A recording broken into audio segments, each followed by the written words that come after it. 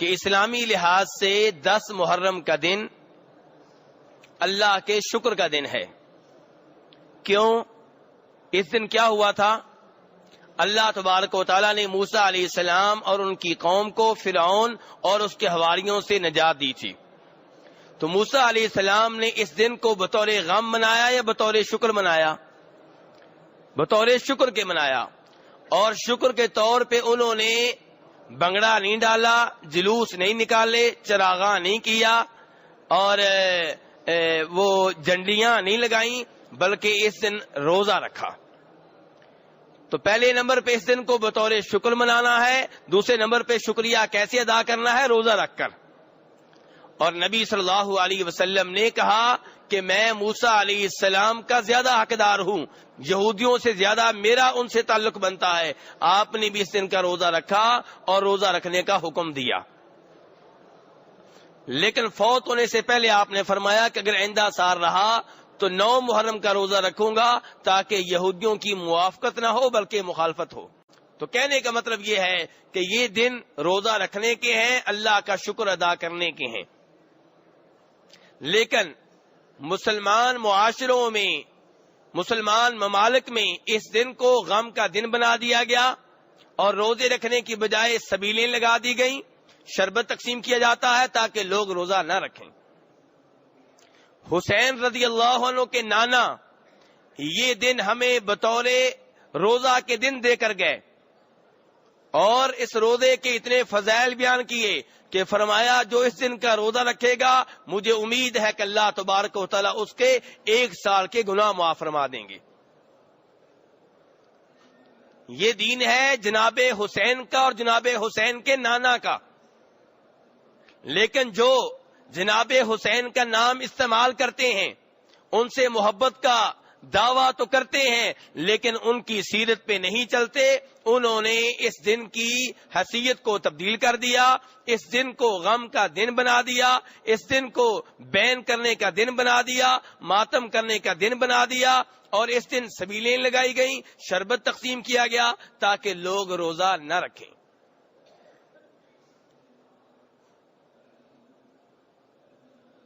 میرے بھائی، یہ عظیم دن جس دن روزہ رکھنا ہوتا ہے اور روزے دار سے شریعت کا تقاضا کیا ہے، مطالبہ کیا ہے کہ یہ تمہارے روزہ رکھنے کا دن ہے. کیا کرو؟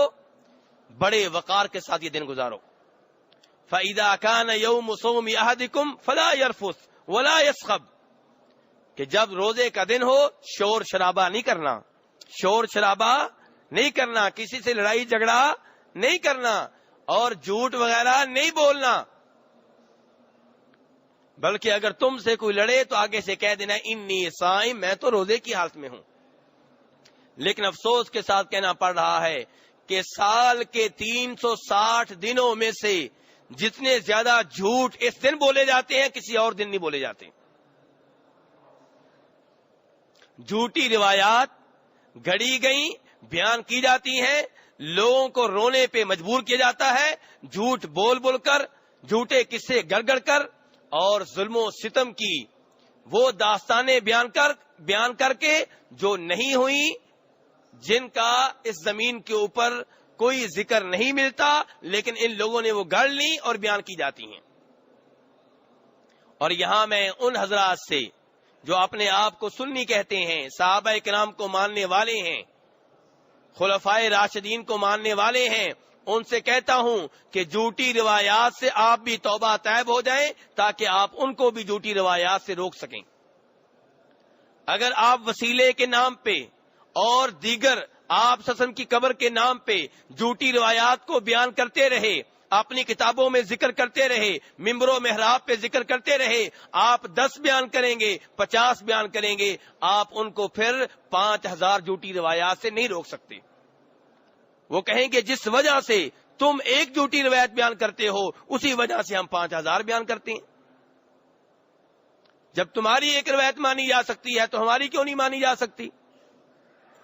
جب تم نبی صلی اللہ علیہ وسلم کی قبر کی زیارت کے نام پہ جھوٹی روایات کو بیان کرتے ہو، گڑتے ہو، ممبر و محراب پہ ذکر کرتے ہو اور سمجھتے ہو کہ اس میں نبی صلی اللہ علیہ وسلم کی شان ہے، آپ کی قبر کی شان ہے، تو ہم جناب حسین کے نام پہ، جناب علی کے نام پہ، آل بیت کے نام پہ جھوٹی روایات کیوں نہیں بیان کر سکتے؟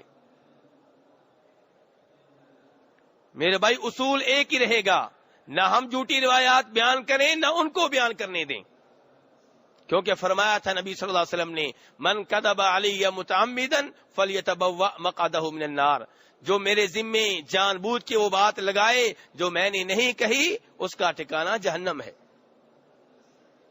اس لیے جھوٹی روایات سے دور رہیں۔ تو میرے بھائی مسئلہ یہ ہے کہ فرمایا تھا نبی صلی اللہ علیہ وسلم نے کہ لیس منا من لطم الخدود وشق الجیوب ودعا بدعوى الجاہلیہ، وہ ہم میں سے نہیں ہے۔ اللہ کے رسول کیا کہہ رہے ہیں؟ وہ ہم میں سے لوگ اہل بیت کی طرف اپنی نسبت کرتے ہیں اور کام وہ کرتے ہیں جن سے اللہ کے رسول صلی اللہ علیہ وسلم بری ہیں، لا تعلق ہیں۔ اللہ کے رسول کہہ رہے ہیں وہ ہم میں سے نہیں ہے۔ کون؟ من لطم الخدود، جو اپنے رخسار پیٹے، وشق الجیوب، اپنے گریبان کو چاک کرے، ودعوا بدعوى الجاہلیہ، اور جاہلیت کے بول بولے۔ بخاری مسلم کی روایات میں سے ہے میرے بھائی یہ حدیث۔ اللہ کے رسول کہہ رہے ہیں وہ ہم میں سے نہیں ہے۔ اور جناب ابو موسیٰ اشعری رضی اللہ عنہ کے بیٹے بیان کرتے ہیں، یہ روایت بھی بخاری یا مسلم کی ہے، کہتے ہیں کہ میرے والد ابو موسیٰ اشعری جو کہ صحابی ہیں بے ہوش ہو گئے اور ان کا سر ہمارے خاندان کی کسی عورت کی گود میں تھا۔ جب بے ہوش ہوئے عورتوں نے سمجھا کہ شاید روح قبض کر لی گئی ہے، انہوں نے رونا شروع کر دیا، بین کرنا شروع کر دیا۔ ابو موسیٰ اشعری رضی اللہ عنہ کو جب ہوش آیا تو فرمایا جو بین کرے، جو اس طرح کی حرکتیں کرے، میں اس سے لا تعلق ہوں، اس سے بری ہوں، کیونکہ فرمایا تھا میرے نبی صلی اللہ علیہ وسلم نے کہ میں بری ہوں، انا بریء من السالقہ والحالقہ والشاقہ۔ فرمایا تھا رسول اکرم صلی اللہ علیہ وسلم نے کہ میں لا تعلق ہوں اس عورت سے، میرا اس عورت سے کوئی تعلق نہیں ہے جو مصیبت کے وقت آوازیں بلند کرے، والشاقہ، جو مصیبت کے وقت اپنے کپڑے پھاڑ ڈالے، والحالقہ، جو مصیبت کے وقت اپنے بال مونڈ ڈالے، میرا اس سے کوئی تعلق نہیں ہے۔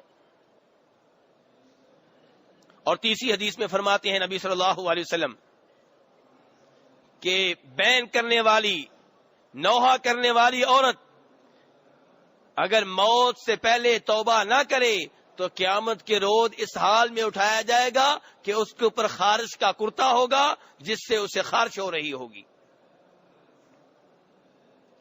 ہم دنیا کی خارش برداشت نہیں کر سکتے، اور یہ کرتا ہوگا عذاب کی شکل میں ہوگا۔ عذاب کیا؟ خارش کی شکل میں۔ تو میرے بھائی دین اسلام بین کرنے سے، نوحہ کرنے سے روکتا ہے، رخسار پیٹنے سے روکتا ہے، مصیبت کے وقت آوازیں بلند کرنے سے روکتا ہے، مصیبت کے وقت اپنے گریبان پھاڑنے سے روکتا ہے، رخسار پیٹنے سے روکتا ہے۔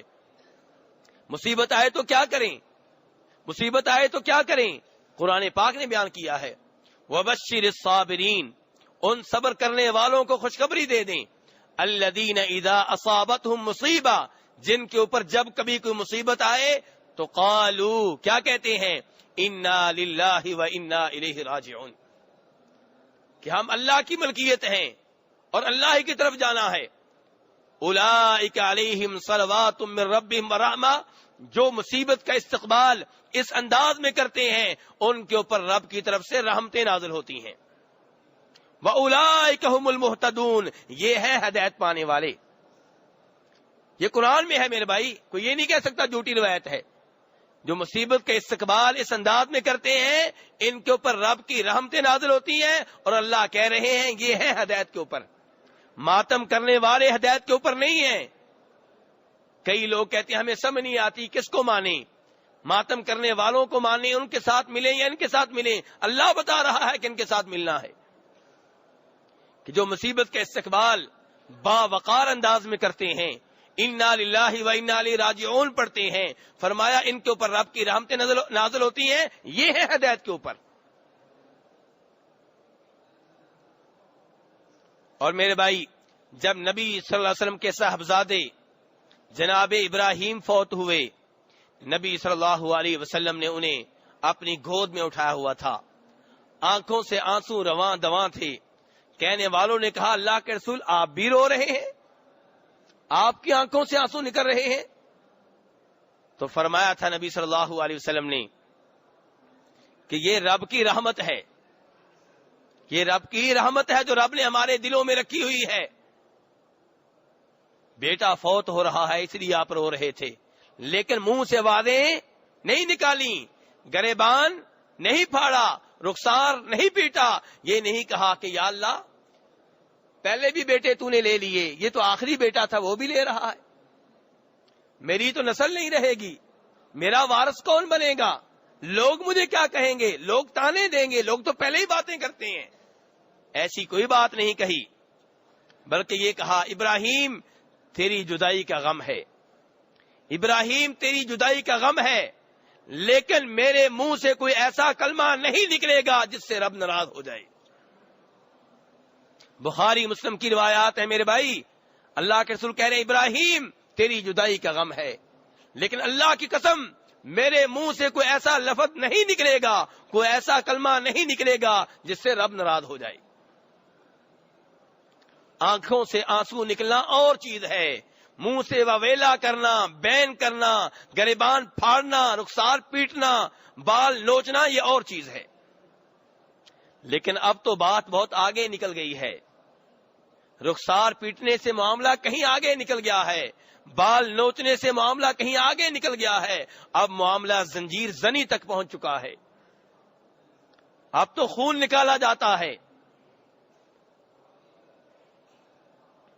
اور وہ جو عوام کو زنجیر زنی پہ مجبور کرتے ہیں، تلوار زنی پہ مجبور کرتے ہیں، خود ماتم کرتے ہیں تو صرف ہاتھوں سے، خون نکالا جاتا ہے تو غریب عوام کا، زخمی کیا جاتا ہے تو غریب عوام کو، ان کے سامنے ایسے ایسے قصیدے پڑے جاتے ہیں، ایسی ایسی مرثیہ نظمیں پڑی جاتی ہیں کہ وہ اپنا خون نکالنے پہ مجبور ہو جاتے ہیں، کیونکہ کہانی میں مرچ مسالہ اتنا لگایا جاتا ہے، جھوٹ اتنے داخل کیے جاتے ہیں کہ عوام یہ کام کرنے پہ مجبور ہو جاتی ہے۔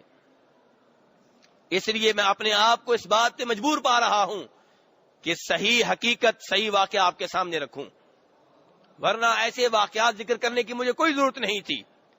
لیکن مسئلہ یہ ہے، ایک طرف صحابہ کرام کی عزت کا مسئلہ ہے، ایک طرف خود آل بیت جناب حسین کی عزت کا مسئلہ ہے، تیسری طرف جناب حسین کے ساتھ جو معزز خواتین تھی ان کی عزت کا مسئلہ ہے، چوتھے نمبر پہ عوام کا مسئلہ ہے۔ اس لیے میں مجبور ہوں اس بات پہ کہ آپ کے سامنے واقعے کی حقیقت کو رکھوں۔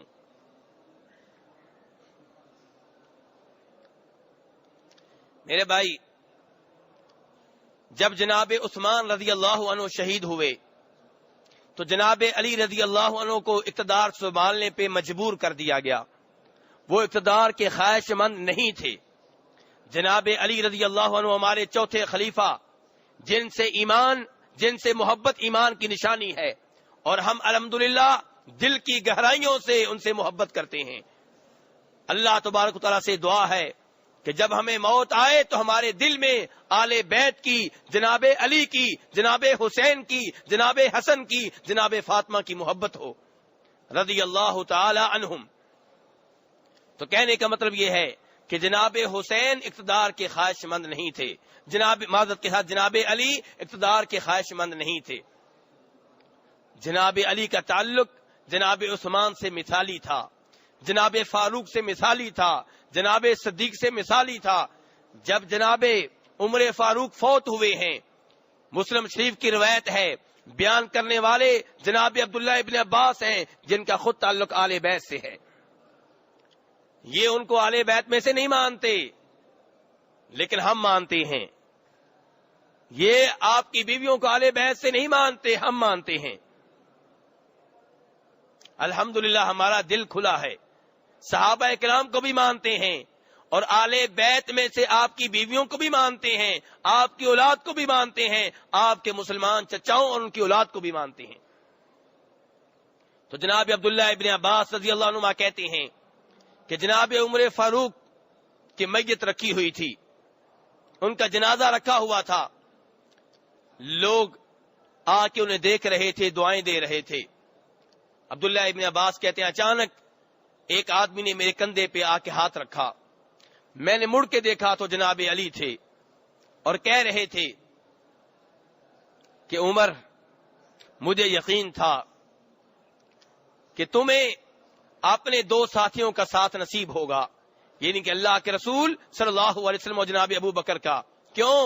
کیونکہ میں نے اللہ کے رسول صلی اللہ علیہ وسلم سے کئی بار سنا ہے کہ وہ تم دونوں کا ذکر خیر ایک ساتھ کیا کرتے تھے، کہا کرتے تھے میں ابو بکر اور عمر گئے، میں ابو بکر عمر آئے، میں ابو بکر عمر فلاں جگہ سے نکلے، میں ابو بکر عمر فلاں جگہ پہ داخل ہوئے۔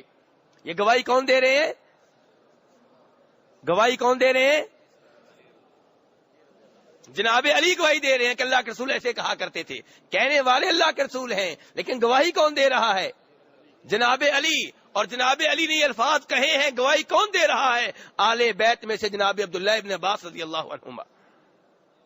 اور پھر کہنے لگے جناب علی رضی اللہ عنہ اسی مقام پہ وہیں پہ کھڑے ہو کر کہ عمر، آج تیرے بعد کوئی ایسا آدمی نہیں رہا جس کو دیکھ کے میں کہوں کہ کاش میرے نیک اعمال بھی اس کی طرح ہوتے۔ اے عمر، تو ہی تھا جس کو دیکھ کے میں سوچا کرتا تھا کہ کاش میرے نیک اعمال بھی اس کی طرح ہوتے۔ تیرے بعد اب کوئی ایسا نہیں رہا۔ جناب عمر فاروق کی تعریفیں کون کر رہے ہیں؟ جناب علی رضی اللہ عنہ۔ تو جناب علی کا یہ تعلق ہے جناب صدیق سے، جناب فاروق سے، جناب عثمان سے۔ جب جناب عثمان رضی اللہ عنہ کو مظلومانہ شہید کیا گیا، اسی مسجد نبوی کے ارد گرد ان کا گھر تھا، جہاں ان کا محاصرہ کیا گیا، ان کا پانی بند کیا گیا۔ جناب حسین کے اوپر ظلم ہوا ہے، مظلومانہ انہیں شہید کیا گیا ہے، لیکن یاد رکھو جو ظلم جناب عثمان پہ ہوا ہے اس سے زیادہ ظلم جناب حسین پہ نہیں ہوا۔ جناب عثمان پہ ظلم زیادہ ہوا ہے، اگر دن منانے ہیں تو ان کا کیوں نہیں مناتے؟